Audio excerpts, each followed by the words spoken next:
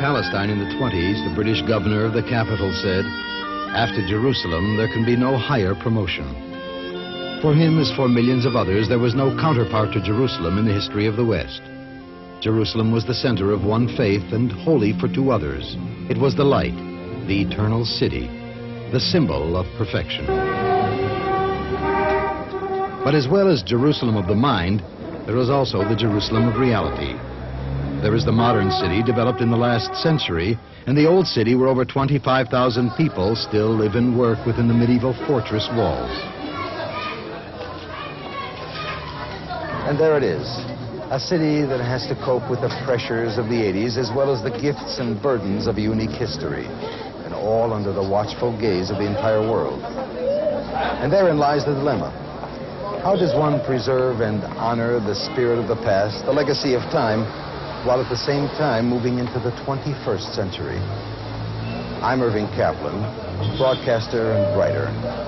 In this film, I'd like you to join me in taking a closer look at Jerusalem and seeing some of the challenges and dilemmas of this city, as well as some of the solutions.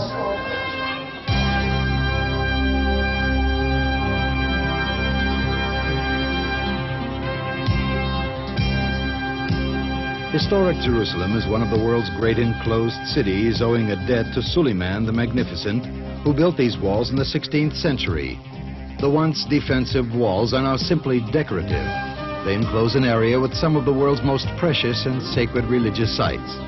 They also serve as a backdrop to the old city's mixed population of Muslims, Jews, and Christians.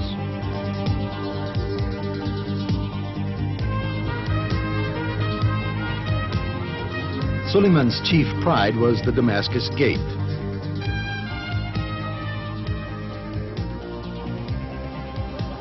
It was from here for hundreds of years that huge caravans set out for Constantinople in the north.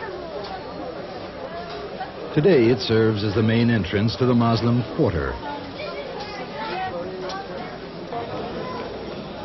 Its beauty can be seen in this old print, but during the course of time, its magnificence sadly diminished. For years, parking lots, taxis, and refuse cluttered the approach. Instead of entering a city of peace, one seemed to be entering Bedlam.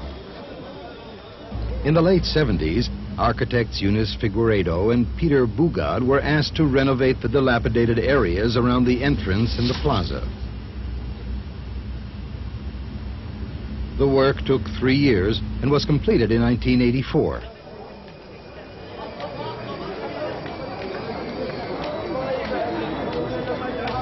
But in repairing the plaza, the past was revealed dramatically and unexpectedly. There had been a few previous hints. Now, during the remodeling and digging, the full remains of a 2nd century Roman gate were exposed.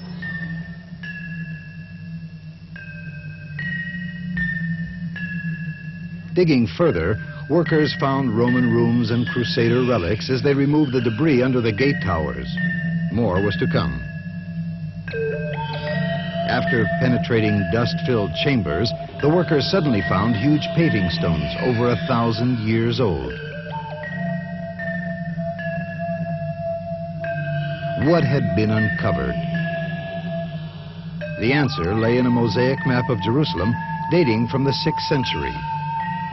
At the northern end was a gate leading to a cardo or main street crossing the city.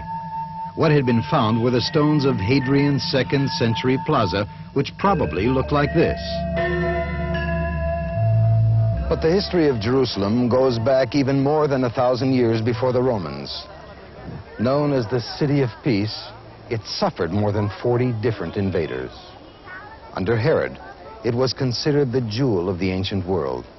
Later, to be burned by Emperor Titus and plowed under by Hadrian to become, for a few hundred years, just a provincial backwater of the empire. During the time of the Crusaders in the 12th century, glory slowly returned to Jerusalem to be